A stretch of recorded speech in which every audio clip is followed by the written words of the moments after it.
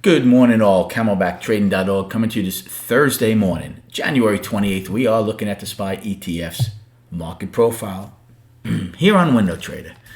And just quickly, I had one more note about what's going on in GME and some of these other stocks. It's kind of ironic. Most people aren't talking about, the short sellers are getting destroyed, and that's why maybe this market got pushed down yesterday as they had to liquidate some other holdings. But I don't think what's going on is just a revolt against short sellers. I think it's a revolt against Wall Street, quote-unquote, elite as a whole. And as many short sellers as they're hurting, the top holders in GameStop and these other companies are doing incredibly well. I was just looking at the largest holdings in GameStop. It's Fidelity, BlackRock, Vanguard, Susquehanna. I don't think there's any love for them by these Reddit people. So they do have to realize, even though they're really hurting some people, they're making some other people very, very happy. And if I was those funds, man, I don't care if it goes to $5,000 a share. I don't think they ever dreamed of GameStop trading where it is right now, which is $450 pre-market. It got above $500 pre-market. Boy, would I be locking in some really nice gains on that stock if I was some of those funds. Okay. Now, let's get to what's going on today. We'll start with the Russell. IWM, they did not price probe yesterday. They do not have a trend day down yesterday. I said all they really had was yesterday's low and yesterday's high. They do have 8 wide. I like 9 wide, but that is something they would lean on. Right now, they're trading in balance, in value. Now, SPY and triple Qs are different. Triple Qs went out with a price probe, number one. They had a set of single prints for a trend day down. So change took place in K period when we took out the day's low, and they never saw it again. And then we had further change when M took out L's low. Well, right now, the triple Qs are both below their price probe and A's low, where they still have a trend day.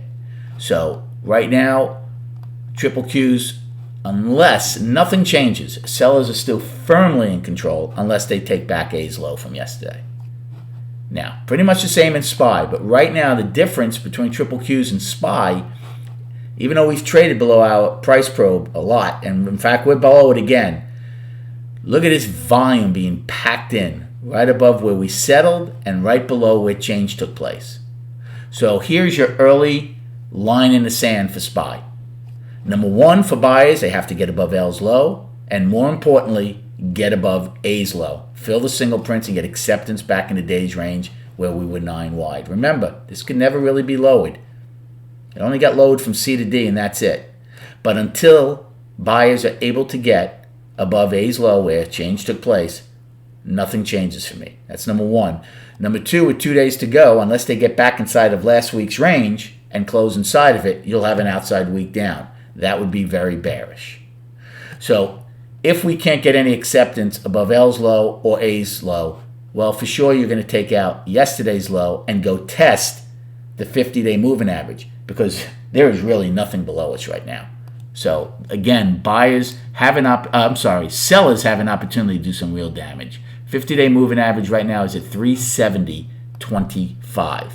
So almost $2.50 lower from where we're trading right now. But we'll get there fairly easily today if we take out yesterday's low, I believe. So let's go over destinations and a game plan.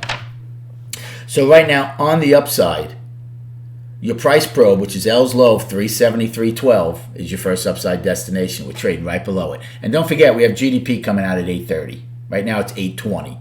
So obviously, things can change once it comes out. But these are your numbers. 373.12 price probe. Then we have the single prints. 375.18 get filled at 63. Now, inside of those single prints is the overnight high of 375.24.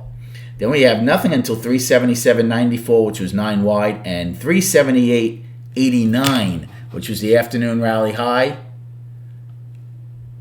from yesterday. And then yesterday's high, 380.32, and then filling a pretty large gap at 383.54, a 322-point gap. For the downside, we have yesterday's low of 372.01.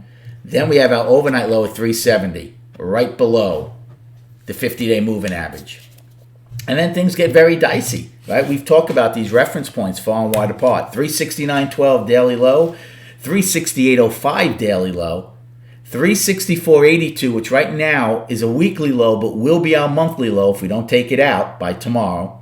And then 362.03, which is last month's low.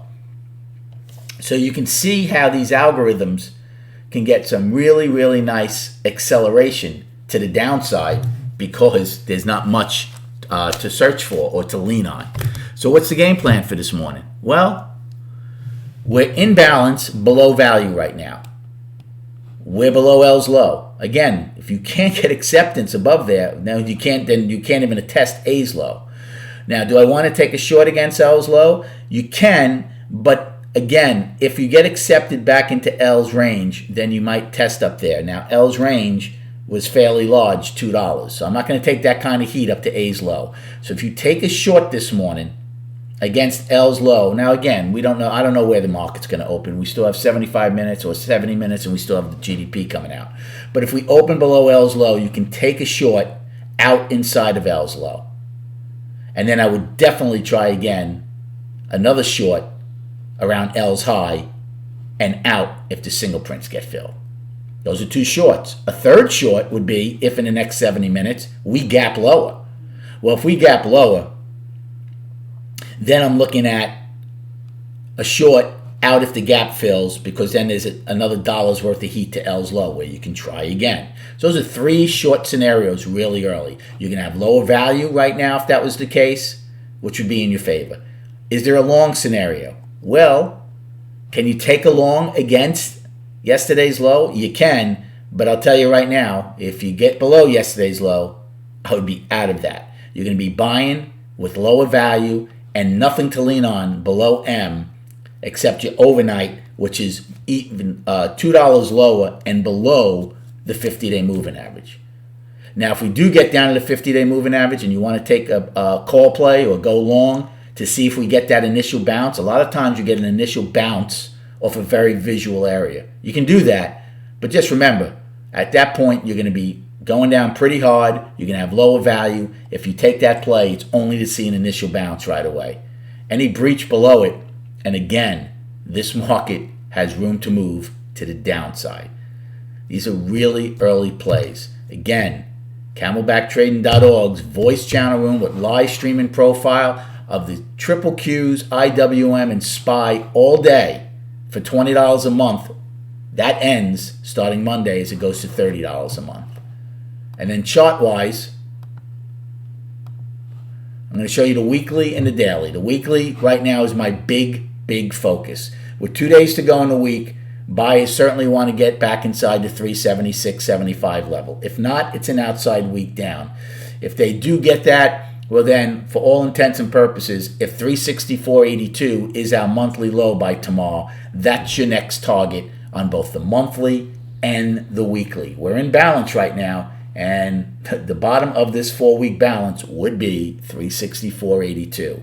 So it's going to be very important for the bulls to attempt to get back into last week's range. And on the daily, we are down. We take out yesterday's low, for sure, you're going to test the 50-day moving average. And then again, even on the daily, your next really big destination is 364.82, which right now is a weekly low, soon possibly to be a monthly low. And below that is 362.03, which is a monthly low. Good luck trading today. Have a great day, and we'll recap at 4 p.m.